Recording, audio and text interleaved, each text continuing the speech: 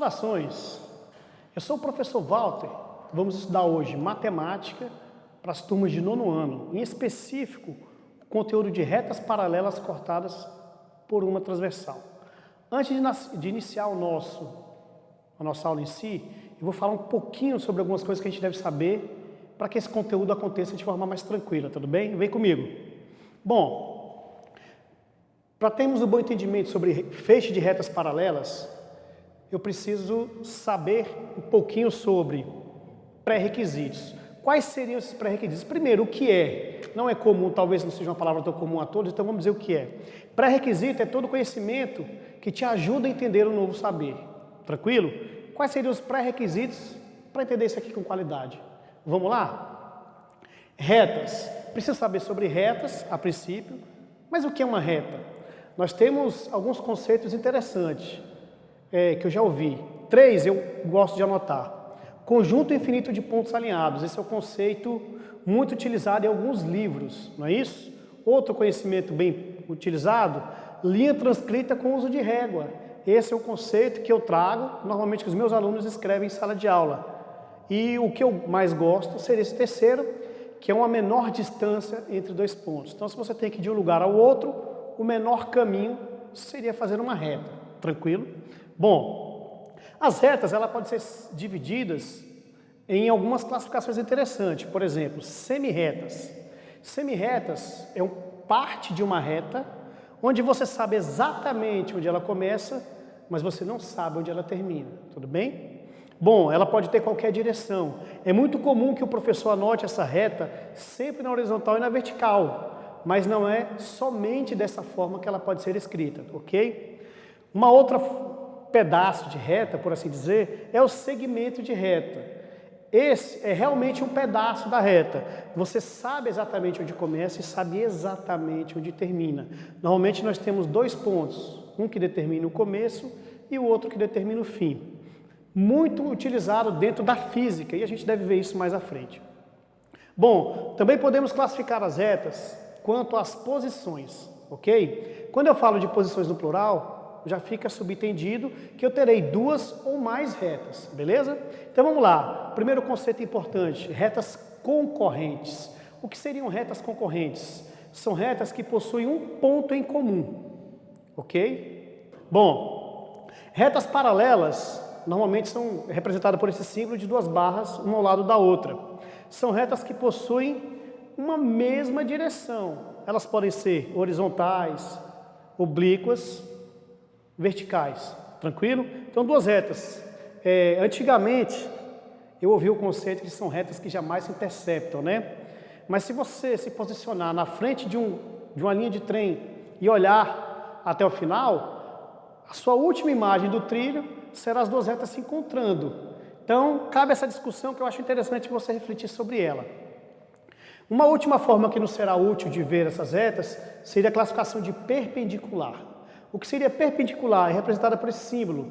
São retas que formam um ângulo reto entre elas, ou de 90 graus. Tudo bem? É muito comum, quando eu fizer na forma geométrica, o emprego deste símbolo. Ok? Acabamos de ver todo o conhecimento referido a retas que serão úteis para continuar o nosso conteúdo. Agora, vamos estudar ângulos, que também é um conteúdo importante para dar sequência. Vamos lá? Então, ângulo. Ângulo é uma região compreendida entre duas semirretas, o encontro de duas semirretas com origem comum. Então, observa bem, eu tenho essa semirreta e tenho essa. Elas surgem de uma mesma origem. Então, essa região que separa essas retas é chamada de ângulo. Essa origem comum dessas duas semirretas é chamada também de vértice. Tranquilo? Seguindo, a unidade de medida padrão é o grau. Então, toda vez que eu vou aferir ou medir ângulos, a unidade de medida que eu devo relacionar, grau. Porém, ela tem subunidades, ou seja, unidades menores de medida. Um grau são exatamente 60 minutos, ok? 1 minuto são exatamente 60 segundos. E 1 grau, se eu quiser representar diretamente em segundo, é só multiplicar minuto por segundo, 60 vezes 60, e eu terei 3.600 segundos. Bom, nós temos alguns tipos de ângulo que são importantes. Percebam que eu não anotei todos aqui, mas eu estou trazendo apenas o que é mais importante nesse momento, ok? Bom, o primeiro ângulo a ser considerado a gente chama de ângulo raso. Quando duas semirretas formam entre si uma reta, ok? Ou seja, elas têm 180 graus entre elas, tudo bem? Outro conceito importante é o conceito de ângulo reto. Já vimos, mas eu vou citar novamente. Reto é só lembrar que são sempre 90 graus. E há esse símbolo que representa exatamente esse valor, tudo bem? Temos ainda o ângulo agudo. Ângulo agudo é todo ângulo que a sua medida for menor que 90 graus. Então, 89,999 já é agudo, ok? E todos os números nesse decimal. Então, se eu tenho duas semirretas que formaram entre elas um ângulo menor que 90, nesse exemplo 60, eu chamo de agudo. Ângulo obtuso é qualquer ângulo que tenha mais que 90 graus, ok? No nosso exemplo, nós temos 105 graus. E o ângulo nulo ou zero, formaram 0 graus, o que significa dizer que as retas estão sobrepostas. Uma reta está sobre a outra. Então, eu fiz em cores diferentes para que você perceba que elas têm a mesma origem, porém, são duas retas distintas, ok? E um dos conceitos mais importantes são ângulos opostos pelo vértice. O que significa isso? Eu tenho duas retas concorrentes em um ponto, ok? Esses ângulos que estão de lados contrários, eles possuem a mesma medida. E eu costumo colocar esse sinal para que isso fique claro. Se esse ângulo tem 50 graus, o ângulo que é oposto pelo vértice a ele também tem a mesma medida. Então eu posso garantir que esse ângulo tem 50 graus. Observe que esse ângulo também é oposto pelo vértice ao de baixo, do seu lado contrário, tudo bem? Chama atenção ainda para um detalhe. Aqui eu usei uma e aqui eu usei duas para representar. Por que disso? O que acontece? Esse sinal com esse garante que esses ângulos opostos tenham a mesma medida e que esses dois opostos tenham a mesma medida. Mas como eu uso quantidade de símbolos distinta ou diferente, eu também estou garantindo que esse ângulo é diferente desse. Galera, há mais alguns conceitos de ângulo que são super importantes e vamos a ele, certo? Bom, ângulos complementares. O que seriam ângulos complementares? São ângulos que quando eu junto, eu tenho 90 graus. Lembrando que o verbo juntar está intimamente ligado a somar, tudo bem? Então, se eu tenho dois ângulos, aqui no exemplo, 30 e 60. Então, eu tenho 30 graus e tenho 60. Se eu juntar esses dois ângulos, eu vou fazer 30 mais 60, que resulta em 90. Então, esse é o conceito de ângulo complementar, tranquilo? Bom, ângulos suplementares. Suplementar vem de maior. Então, são quando os dois ângulos que somados resultam em 180. Ou quando eu junto dois ângulos, eu chego a exatamente 180 graus.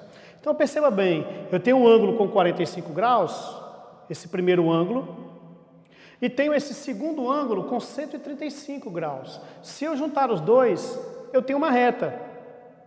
E essa reta tem 180 graus. Então, 135 mais 45, 180. Vamos ver alguns exemplos disso, então? Se eu tiver 10 graus, o complemento desse grau, ou seja, quanto falta para ele chegar a 90? 80. Então, somando os dois, eu tenho um ângulo reto ou um ângulo complementar. Tranquilo? Bom, também podemos pensar isso com números decimais. Normalmente, alguns professores gostam de fugir de exemplo com números decimais, mas é importante que você tenha contato com eles porque eles estarão nas questões. Então, já para deixar isso mais fácil para vocês, o complemento de 79 graus e 99 centésimos de graus é 1 centésimo de grau. Somando isso aqui, eu tenho um ângulo complementar, ou seja, resulta em 90, tudo bem? 34 mais 56, chega um ângulo reto, ou seja, eles são ângulos complementares. Da mesma forma que eu digo que 56 graus é o complementar de 34, ou seja, quanto falta para chegar a 90, eu também posso usar que o 34 é complementar a 56. Porque tanto faz eu somar 34 mais 56 ou 56 mais 34. A ordem dessa soma não infere no resultado. Bom, mais exemplos. 87 graus mais 3 graus, eu tenho um ângulo reto, ou seja, são ângulos complementares. Tranquilo? Aqui são 4 exemplos de ângulos complementares. Agora vamos fazer alguns exemplos de ângulos suplementares. Bom, 110 graus mais 70, eu tenho exatamente 180. Lembrando que o verbo juntar está intimamente ligado ao somar. Então, quando eu junto dois ângulos e tenho 180 graus, eu digo que esses ângulos são suplementares. Ok? Acabamos de ver isso. Então, 120 mais 60 também formam um ângulo raso. Ou posso dizer que eles são suplementares. 60, exatamente o que falta a 120 para ele ser um ângulo raso. Tranquilo?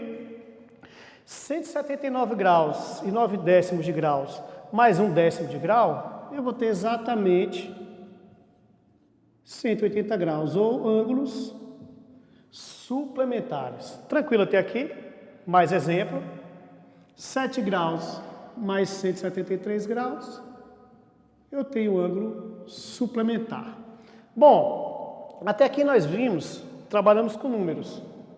Agora vamos ver isso aqui de desenho, vamos chamar de desenho, não é isso? Esse ângulo de 80 graus, ele está sozinho, logo eu não posso operar com um ângulo só. Então eu só posso pensar na classificação dele em relação à sua abertura. Como ele é menor que 90 graus, eu vou dizer que ele é um ângulo agudo. Tranquilo? Bom, aqui eu tenho dois ângulos. A partir do momento que eu tenho dois valores, eu posso fazer operações com eles.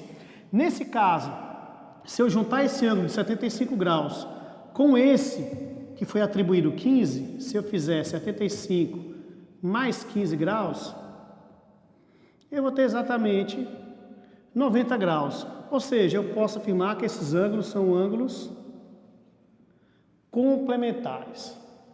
Aqui eu termino a revisão, tudo o que a gente precisava saber como pré-requisito para trabalhar feixes de retas paralelas. Porém, eu quero deixar um recadinho interessante para vocês. Dois verbos, aceitar e descobrir. Quem já estudou comigo sabe por que eu falo disso. Agora eu vou oportunizar quem ainda não teve aula comigo a entender o porquê de trabalhar com esses dois verbos. Por que eu paro a matemática e vou falar de verbo? Estranho, né? Você vai entender. Esse momento é crucial que você entenda bem a diferença entre eles. Bom, o aluno que aceita, ele vai fazer tudo o que for pedido da forma que for pedido. Nem uma vírgula a mais. Não é isso? Vai tirar nota, bacana. Só que ele vai ser só mais um Walter no mundo. Ele vai repetir o que o Walter falou, vai repetir o que o João falou, vai repetir o que o Marcos falou. Porém, será que o mundo precisa de tanto Walters assim? Acho que não, né? Essa pandemia trouxe para a gente uma oportunidade de forma muito ruim, mas uma oportunidade de a gente perceber que aceitar não é mais importante que descobrir. Hoje nós precisamos descobrir muito mais do que ontem. E o futuro depende muito do que você está disposto a descobrir, aceitar menos e descobrir mais. Isso é muito bem-vindo no universo da matemática. Vai começar com a nossa matemática, ou já começou com outras disciplinas, vai se estender a matemática, mas é importante que você tenha isso. Você é o responsável direto pelo seu conhecimento. Aqui, nós vamos simplesmente dizer o que você precisa estudar para chegar num lugar melhor. Ok? Obrigado.